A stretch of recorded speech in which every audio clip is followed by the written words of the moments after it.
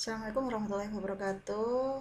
Bertemu lagi dengan Mbak Nia di mata kuliah perancangan alat 1.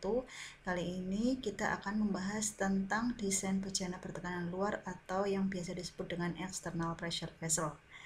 Kalau pada materi sebelumnya kita telah mempelajari bagaimana untuk mendesain bejana bertekanan dalam atau internal pressure vessel. Nah, untuk materi kali ini kita akan mempelajari bagaimana untuk mendesain bejana bertekanan luar atau external pressure vessel. External pressure vessel atau bejana bertekanan luar. Bagaimana bejana bertekanan luar itu? Pada materi-materi terdahulu sempat saya singgung ya tentang bedanya antara bejana bertekanan dalam dengan bejana bertekanan luar atau internal pressure dengan external pressure ya.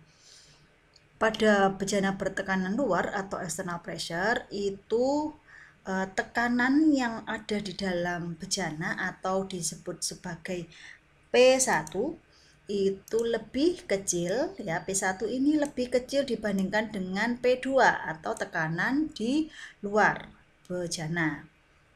Maka ini dikategorikan sebagai external pressure. Tekanan di dalam bejana lebih kecil daripada tekanan di luar bejana.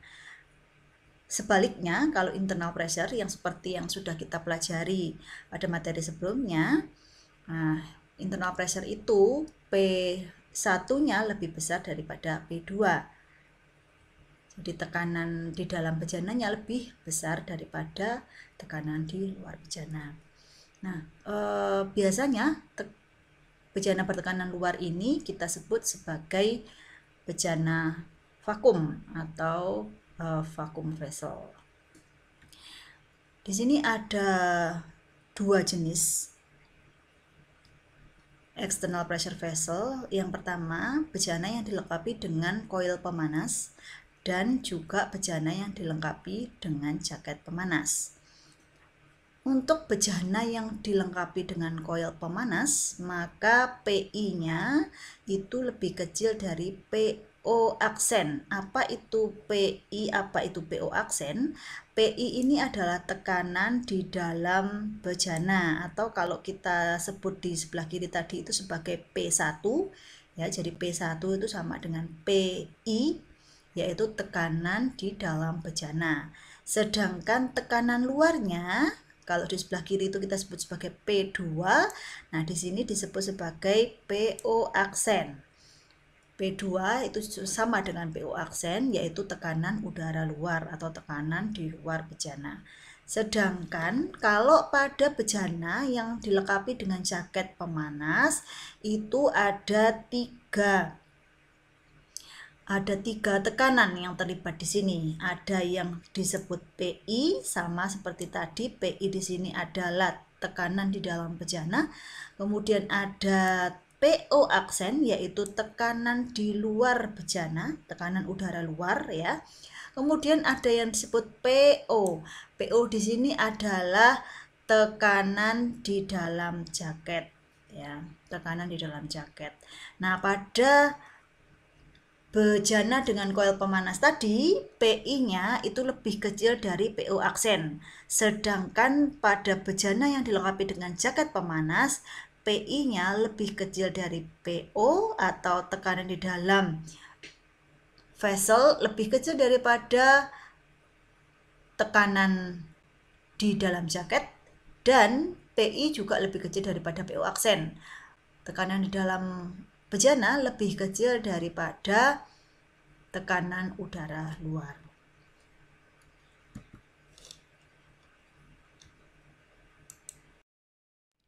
Oke, selanjutnya adalah bagaimana kita menentukan dimensi dari external pressure vessel.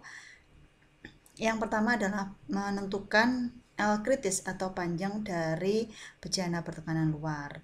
Nah, untuk L panjang dari bejana bertekanan luar itu sendiri bisa berbeda-beda. Itu bergantung pada tutup dari bejana tersebut, apakah bentuknya itu berbentuk lengkung ataukah berbentuk konikel, atau bisa jadi kelengkapan dari bejana. Misalkan bejana tersebut dilengkapi dengan jaket atau dilengkapi dengan sabuk misalkan. Nah, itu menentukan L kritisnya juga akan berbeda. Nah, yang pertama yang akan kita bahas adalah bagaimana menentukan L kritis untuk bejana dengan tutup atas berbentuk lengkung dan tutup bawah berbentuk konikel. Nah, seperti yang sudah kalian tahu bahwa di sini ada HA ya, HA biasanya kita menyebutnya adalah tinggi tutup atas. Kemudian di sini juga ada SF atau straight flange. Nah, apa itu straight flange? Jadi kalau pada bejana yang menggunakan tutup atas itu baik standar dish head, tori, elliptical, yang pokoknya yang menggunakan tutup atas yang berbentuk lengkung, maka dia memiliki SF, yaitu garis yang terbentuk ketika kita akan membentuk lengkungnya. Jadi sebelum membentuk lengkung pada tutup dari bejana tersebut, itu ada garis lurusnya yang kita sebut sebagai SF. Nah, ini yang kita sebut sebagai SF. Nah, kemudian pada bejana ini juga ada LS atau tinggi silinder. Bagaimana untuk menentukan L-nya atau LS atau L kritis? Jadi di sini L-nya itu adalah LS atau tinggi silinder ditambah dengan HA tinggi tutup atas ditambah dengan SF dibagi 3. Maka kita bisa menentukan besarnya tinggi bejana bertekanan luar dari rumus tersebut untuk bejana yang menggunakan tutup atas lengkung dan tutup bawah konikel. Bagaimana menentukan besarnya SF atau straight flange? Kita bisa melihat di buku Brownell and Young halaman 88 tabel 5.6.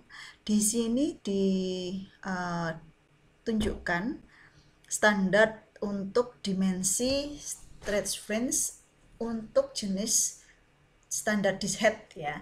Jadi ini hanya untuk standar dish head. Nah, di sini yang perlu kita punya adalah thickness. Ya, thicknessnya ini dapat dari mana? Kalau pada bejana bertekanan dalam atau internal pressure itu kita biasanya menghitung TS atau tebal silinder. Nah, dari tebal silinder tersebut kita bisa mencari SF-nya pada bejana bertekanan luar. Jadi biasanya akan diketahui di soal ya. Misalkan saja diketahui TS-nya adalah 1/2, maka nanti nilai SF-nya bisa pada range 1,5 sampai 3,5 inch.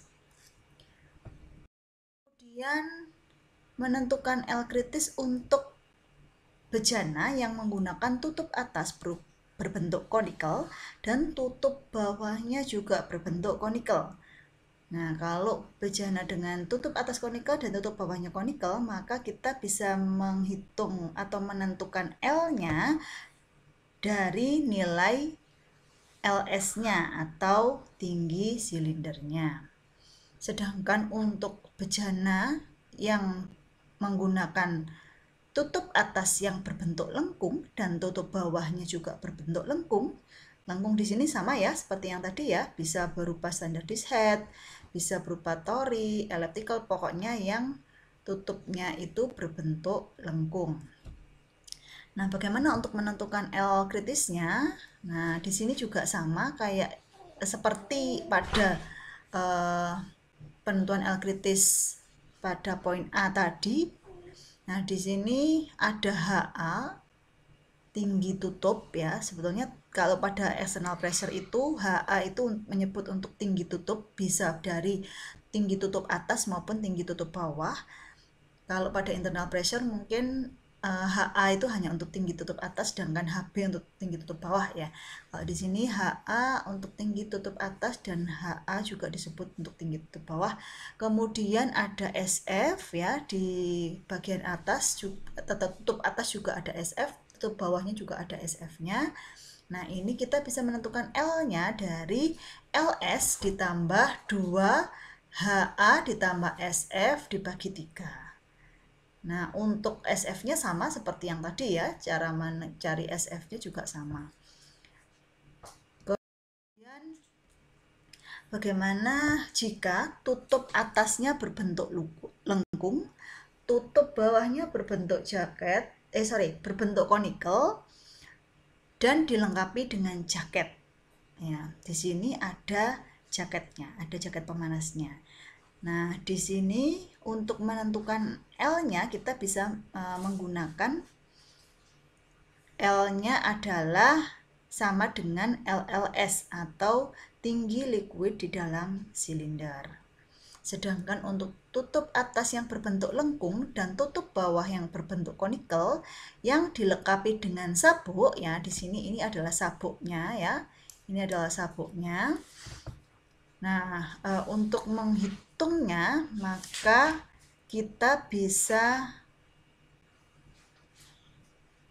melihat di sini ada L1 ya. L1 adalah tinggi bejana dari silinder sampai dengan sabuk, batas sabuk yang atas. Kemudian L2 adalah sampai batas sabuk bawah sampai silinder bagian bawah. Nah, L kritisnya adalah L1.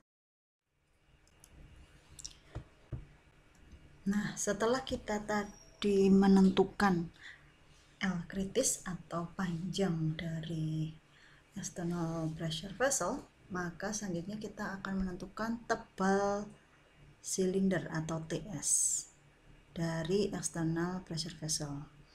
Nah, untuk menentukan TS kita menggunakan cara trial and error. Langkah-langkah yang harus kita lakukan yang pertama adalah menghitung P teoritis, di mana P teoritis ini adalah P2 dikurangi P1. P2 seperti yang saya jelaskan tadi, P2 adalah tekanan udara luar, kemudian P1 adalah tekanan di dalam bejana. Kemudian setelah kita tahu P teoritisnya, maka kita trial nilai TS. Nah, trial nilai TS ini kita bisa menggunakan ukuran standar ya, biasanya yang kita bisa menggunakan 3/16, 4/16, 5/16 dan seterusnya ya, ukuran standar yang biasa kita gunakan. Nah, ketika kita sudah mencoba atau trial nilai TS, maka kita dapat menghitung L per DO ya. L per DO di sini,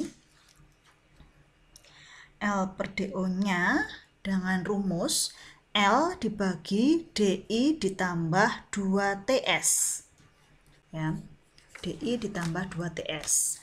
Nah, ini sama seperti pada internal pressure ya. Jadi untuk mendapatkan nilai DO kita bisa dari DI ditambah 2TS, di mana L-nya di sini sudah kita dapatkan dari step pertama tadi ya, untuk menentukan L kritis. Jadi di sini adalah L kritis. Kemudian TS-nya adalah TS trial ya, yang ada di step B tadi. Nah, TS-nya ini dari TS yang ini ya, TS yang kita trial tadi. Sementara DI-nya biasanya akan kita dapatkan atau diketahui di soal, atau kita bisa menentukan dari perhitungan pada internal pressure. Dari internal pressure kita sudah tahu nilai DI-nya, maka kita bisa memasukkan ke rumus ini, maka kita akan mendapatkan nilai L per DO-nya. Kemudian selanjutnya adalah menghitung DO per TS. DO per TS ini dari DI per 2TS dibagi dengan TS ya. TS-nya adalah TS trial yang kita trial di step B ini ya, di langkah yang B ini. Kemudian DI-nya juga sama ya, yang seperti yang pada langkah C tadi DI-nya. Kemudian selanjutnya kita akan menentukan nilai B dari grafik pada buku Brownell and Young, grafik halaman 147 yaitu grafik 8.8. Nanti akan saya jelaskan tentang bagaimana untuk menentukan nilai B berdasarkan grafik 8.8.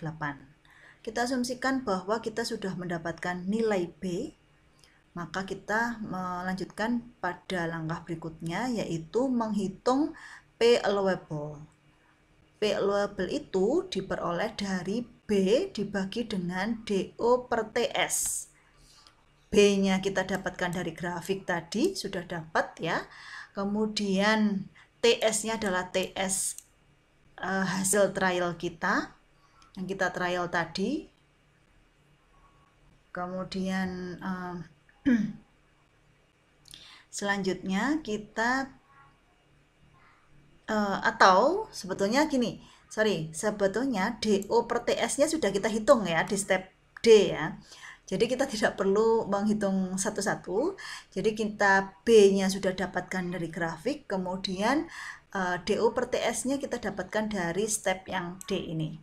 Nah, dari situ kita bisa melanjutkan melihat apakah P allowable-nya itu lebih besar daripada P teoritis. Jika P allowable lebih besar dari P teoritis, jadi P allowable-nya yang dari step F, kemudian P teoritisnya kita dapat di step A, maka kita melanjutkan untuk menghitung delta P jika P allowable lebih besar dari P teoritis. Bagaimana menghitung delta P-nya? Delta P dapat kita hitung dari P allowable yang kita dapatkan dari step F dikurangi dengan P teoritis dari step A, kemudian dibagi dengan P teoritis kali 100%. Artinya delta P-nya di sini dalam bentuk persentase ya. Berapa persen gitu ya delta P-nya. Nah, selanjutnya ini kalau P allowable-nya lebih kecil dari P teoritis. Kalau yang pada step G tadi, P allowable-nya lebih besar dari P teoritis, maka kita menghitung delta P. Tetapi jika P allowable-nya lebih kecil daripada P teoritis, maka kita harus mengganti trial TS yang sudah kita lakukan di step B tadi. Artinya kita perlu untuk trial lagi nilai TS yang baru ya, karena TS yang kita trial tadi kurang sesuai. Nah, tadi berarti silahkan dicoba lagi, di trial lagi TS-nya masuk ke step B kembali ya. Nah, sampai kapan? Sampai delta P-nya memenuhi, yaitu 10-20%. Kalau P allowable-nya sudah lebih besar dari P teoritis dan delta P-nya itu pada range 10-20%, maka nilai TS kita telah sesuai. Selanjutnya kita bisa mencari seperti pada internal pressure. Kalau kita sudah mendapatkan TS, maka kita bisa mencari DO, kemudian bisa dari DO kita standarisasi ketemu dengan DO standar, kemudian kita bisa mendapatkan nilai DI baru.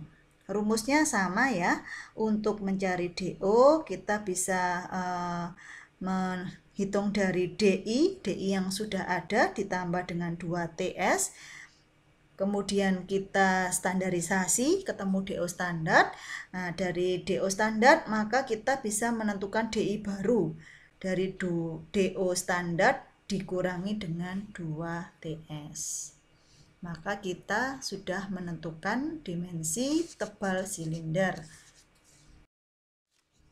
Berikutnya adalah kalau kita sudah tahu tebal silinder, maka kita bisa menghitung atau menentukan tebal tutupnya. Ya, tebal tutup itu biasa disebut dengan TH. Ya, kalau pada internal pressure kita mengenal ada THA dan THB, tebal tutup atas dan tebal tutup bawah. Nah, kalau yang pada external pressure ini kita hanya menggunakan TH saja. Nah, kalau yang ini kita menggunakan tutup bejana yang berbentuk lengkung.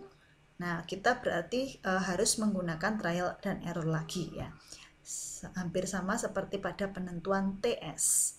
Nah, di sini kita harus menghitung terlebih dahulu P teoritisnya sama seperti pada TS tadi. Jadi P teoritisnya adalah P2 dikurangi P1, di mana P2 adalah tekanan udara luar, sedangkan P1 adalah tekanan di dalam bejana.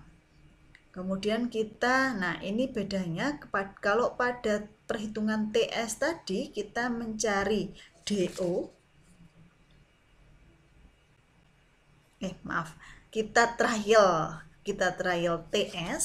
Nah, kalau di sini kita menentukan nilai R dulu. Nilai R dari mana? R itu sama dengan DI baru ya. Kalau kita sudah menghitung DI baru pada step sebelumnya, atau bisa diketahui dari soal. Misalkan kalau diketahui dari soal, maka kita bisa menentukan R-nya adalah DI dikurangi 6 inch. Nah, kemudian kita trial nilai TH atau tebal tutup dengan ukuran standar ya, sesuai dengan yang biasa kita lakukan, jadi menggunakan ukuran standar. Kalau kita tadi sudah trial TS, maka kita bisa men-trial TH dengan nilai yang sama dengan trial TS tadi. Kalau tadi kita menggunakan misalkan 5/16, maka kita bisa menggunakan trial TH-nya adalah 5/16 juga. Kemudian selanjutnya adalah kita menghitung R per 100 TH. Jadi kalau pada step B tadi kita sudah mendapatkan nilai R, ya di sini kita mendapatkan nilai R, kemudian di sini kita trial TH, maka kita bisa menghitung R per 100 TH-nya. Kemudian kita menentukan nilai B, ya ini sama seperti yang pada trial TS tadi.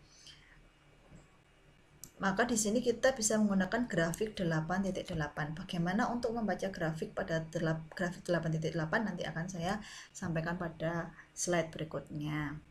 Nah, kemudian selanjutnya kalau kita sudah mendapatkan nilai B, maka kita bisa menghitung P allowable-nya. Ya, P allowable-nya dari B dibagi dengan 100 kali R per 100 TH.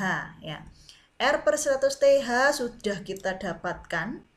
Ini sudah kita dapatkan dari step D, kemudian B-nya kita dapatkan dari grafik, maka P allowable-nya dapat kita ketahui. Selanjutnya, jika P allowable lebih besar daripada P teoritis, maka kita menghitung delta P. Untuk mencari delta P sama seperti sebelumnya, delta P-nya adalah P allowable dikurangi P teoritis dibagi dengan P teoritis dikalikan dengan 100%. Maka kita dapatkan nilai delta P-nya dalam persen. Selanjutnya, jika P allowable-nya lebih kecil dari P teoritis, nah sama seperti yang tadi, maka kita harus trial kembali TH-nya. Kita trial nilai TH sampai didapatkan P allowable-nya lebih besar dari P teoritis. Berarti kalau trial TH berarti kita kembali ke step C ya.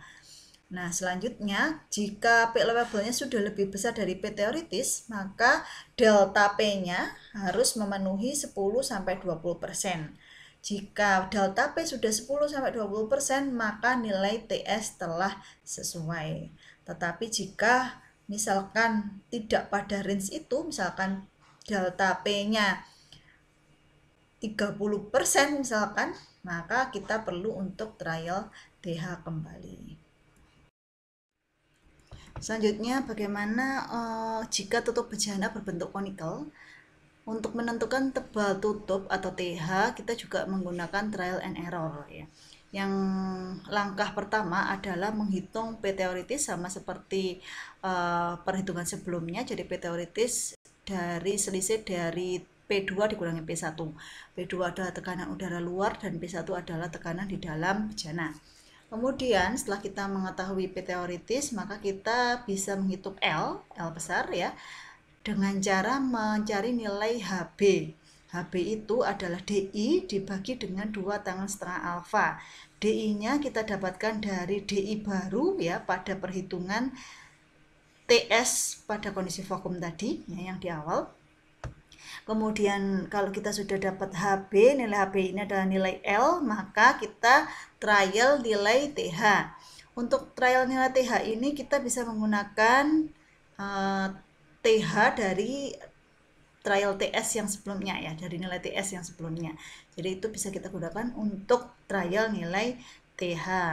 Kemudian kita menghitung L per DO, di mana L per DO adalah L besar dibagi DI ditambah 2TH. L-nya tadi sudah kita dapatkan di step B ya, sama dengan HB. Kemudian DI-nya adalah DI baru pada perhitungan TS pada kondisi vakum. Nah, ditambah 2TH. TH-nya adalah nilai trial TH. Kemudian kita menghitung DO dibagi TH, di mana DO per TH adalah DI ditambah 2TH dibagi TH. Nilai TH-nya juga trial tadi ya. Kemudian kita mencari nilai B dari grafik 8.8, nanti akan saya jelaskan bagaimana cara mencari nilai B-nya. Kemudian setelah kita dapat nilai B, maka kita bisa menghitung P allowable-nya, sama seperti pada perhitungan sebelumnya ya. P allowable-nya adalah B dibagi dengan nilai B sudah kita dapatkan pada step F, dibagi dengan DO per TH. DO per TH-nya dapat kita dapatkan dari step E ya. Maka kita bisa mendapatkan nilai P allowable-nya. Jika P allowable lebih besar daripada P teoritis, maka kita menghitung delta P, di mana delta P adalah P allowable dikurangi P teoritis dibagi P teoritis kali 100%. Kalau kita sudah mendapatkan delta P dalam persen, maka kita bisa melihat apakah P allowable-nya tersebut, jadi kalau ada dua kemungkinan ya tadi ya. Jadi kalau P allowable-nya lebih besar daripada teoritis, maka kita menghitung delta P. Tetapi jika P allowable-nya lebih kecil dari P teoritis, maka kita harus trial kembali nilai TH-nya ya pada step C ya. Nah, sampai diperoleh P allowable-nya lebih besar dari P teoritis. Kemudian kita juga harus mengecek ya, apakah delta P-nya itu sudah sesuai apa belum. Kalau delta P-nya sudah pada range 10-20%, nilai delta P yang hasil perhitungan kita tadi 10-20%, maka trial nilai TH tadi telah sesuai. Jika belum, maka kita perlu untuk trial nilai TH kembali. Nah, berikutnya adalah kita mau belajar membaca grafik 8.8. Nah, ini adalah gambaran, ini bukan grafik 8.8-nya ya, tetapi ini gambaran bagaimana kita melihat di grafik 8.8. Jadi pada grafik 8.8 itu ada garis putus-putus, ini ya, yang bergaris putus-putus ini. Ini adalah garis putus-putus ya, sampai ke bawah itu adalah spare line. Nah, spare line ini untuk apa? Nanti akan dijelaskan selanjutnya. Kemudian di sumbu Y-nya ya, di sini ada dua sumbu Y, ada sumbu Y yang ada di sebelah kiri yang ditunjukkan tanda panah ini adalah L per DO ya, ini adalah L per DO, atau bisa berupa R per 100 TH. Nah, ini. Jadi yang sebelah kiri ini adalah L per DO atau R per 100 TH. Kapan kita menggunakan L per DO atau R per 100 TH nanti akan dibahas selanjutnya. Kemudian ada pula di sebelah kanan, sumbu Y sebelah kanan itu adalah nilai dari B. Ya, nilai B-nya kita bisa lihat di sumbu Y sebelah kanan. Kemudian di sini juga ada garis ya, garis yang ini, garis lengkung ini ya, yang dari atas, ini juga ya, ini dan seterusnya, nanti ada banyak garis ini. Garis yang dari atas ke bawah ini adalah DO per T ya, DO per T. Kalau tadi di perhitungan tadi sudah dijelaskan ya, kenapa kok kita perlu menghitung L per DO, R per 100 TH, ada DO per T. Nah, untuk mengacu pada grafik 8.8 untuk mencari nilai B-nya tadi. Jadi kita perlu perhitungan tersebut untuk mencari nilai B-nya. Kemudian ada satu lagi di sini adalah garis yang ini. Ya, garis yang ini. Nah, yang melengkung ke tengah atas kanan ini adalah suhu operasi. Jadi berapa suhu operasinya kita melihatnya di garis yang ini. Nanti ada banyak ya, ada beberapa suhu operasi. Oke, ini adalah gambarannya. Nah, kita melihat langsung ke grafik 8.8-nya. Nah, ini adalah grafik 8.8. Sama ya, ini cuman garisnya akan lebih banyak. Nah, ini nanti yang harus diperhatikan. Jadi sumbu Y-nya ini adalah L per DO atau bisa berupa R per 100 TH. Kemudian itu untuk sumbu Y yang sebelah kiri. Kemudian untuk sumbu Y yang sebelah kanan, ini adalah nilai B, ya, ini adalah nilai B. Kemudian yang sebelah atas ya, dari yang melengkung dari atas ke bawah, yang melengkung ini ya, ada banyak ini, ya sama ini. Bentuknya hampir sama, hampir serupa seperti itu ya. Ada dari atas lurus kemudian sedikit melengkung. Nah, itu adalah DO per T-nya. DO per T. T di sini bisa berupa TS, bisa berupa TH, bisa berupa tebal silinder, bisa berupa tebal tutup ya. Kemudian yang ini adalah garis putus-putus tadi ya, spare line. Nah, ini yang ini nanti kalau kalian melihat sendiri di grafik 8.8 di buku Brownell akan terlihat lebih jelas mungkin ya, karena ada garis putus-putus spare line di sini. Nah, kemudian di sini juga yang terakhir adalah garis yang ini, yang ke atas ini. Kemudian, nah ini adalah untuk suhu operasi. Jadi kalian bisa melihat di sini, ini ada beberapa suhu operasinya, ada 300 sampai 300 derajat Fahrenheit, kemudian 500, 700, 800, dan 900. Seperti itu. Untuk nilai L per DO-nya ini bervariasi ya, dari 0,05 sampai maksimal ini adalah 50. Kemudian nilai B-nya juga dari 50 sampai paling tinggi ini adalah 50.000.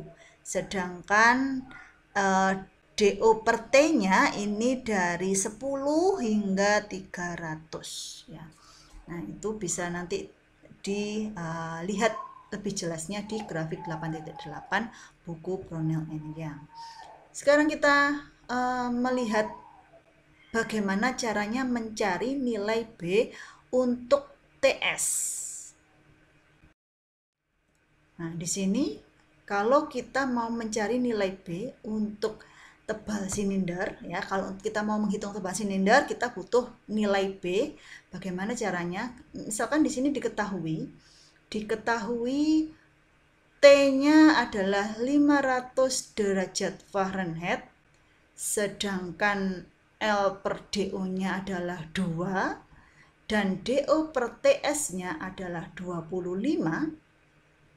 Maka yang pertama kita lakukan adalah kita melihat di sumbu Y-nya sebagai L per DO yang ada di sebelah kiri ini. L per DO-nya di sini diketahui 2, kita cari angka 2. Angka 2 itu ada di sini ya. Nah, ini angka 2, kemudian kita tarik garis horizontal ke samping kanan ya. Nah, ini step 1, kita tarik horizontal ke samping kanan dari angka 2 ke samping kanan, kemudian sampai berpotongan dengan DO per TS, garis DO per TS bernilai 25 ya. DO per TS-nya diketahui 25, maka kita potongkan. Jadi DO per TS 25 itu yang ini ya, sampai ke bawah ini. Nah, ketemunya di sini, di garis ini ya. Kemudian dari perpotongan tersebut kita tarik garis ke atas ya, dengan garis vertikal ke atas, di mana di sini adalah berpotongan dengan garis suhu yang di sini diketahui T-nya ada 500 derajat Fahrenheit, maka kita potongkan dengan garis 500 derajat yang ini ya. Nah, dari perpotongan antara garis vertikal tadi kemudian dengan garis suhu operasi, maka kita tarik garis horizontal ke sebelah kanan kembali ya, step 3-nya. Maka kita dapatkan nilai B-nya adalah 14.000. Itu untuk mencari nilai B jika kita ingin mendapatkan nilai B untuk perhitungan tebal silinder. Selanjutnya ya, jika mencari nilai B untuk tebal tutup. Tebal tutup itu ada yang berbentuk konikel, ada yang berbentuk lengkung ya. Kalau tutupnya itu berbentuk konikel, maka kita bisa mencari nilai B-nya. Kalau yang ini hampir sama dengan pada penentuan TS tadi ya. Jadi misalkan di sini kita diketahuinya adalah T-nya, suhu operasinya 700 derajat Fahrenheit, kemudian L per DO-nya adalah 4, kemudian DO per TH, kalau tadi pada tebal silinder adalah DO per TS, maka di sini adalah DO per TH, nilainya adalah 30. Maka kita melihat di L per DO di sumbu Y sebelah kiri itu L per DO-nya adalah 4, berarti dari sini ya, dari 4, kemudian kita tarik garis horizontal ke arah kanan, berpotongan dengan DO per TH-nya adalah 30 ya. DO per 30 ini adalah garis yang ini, maka kita memotongkan. Nah, ini perpotongannya. Dari perpotongan titik potong tersebut kita tarik garis garis vertikal ke atas. Maka kita dapatkan garis vertikal ke atas yang nanti kita potongkan dengan garis suhu operasi. Garis suhu operasi karena di sini suhu operasinya 700. 700 itu yang ini. Ya, 700 yang ini berarti nanti ketemunya di sini titik potongnya. Maka dari itu titik potong tersebut kita tarik garis ke arah kanan.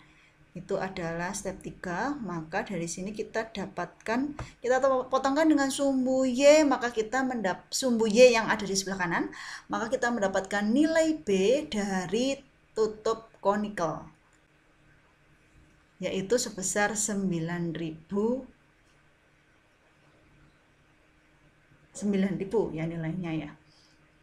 Nah, itu jika kita mencari nilai B untuk tutup konikel ya, tebal tutup yang berbentuk konikel. Bagaimana dengan tebal tutup yang berbentuk lengkung ya, bisa berupa standar dish head, elliptical, tori, spherical.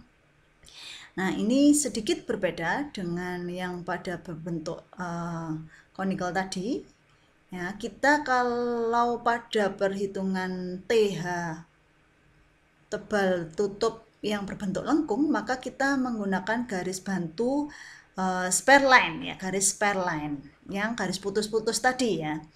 Nah, pertama di sini diketahui suhunya adalah 500 derajat Fahrenheit, kemudian diketahui R per 100 TH-nya adalah 1,4.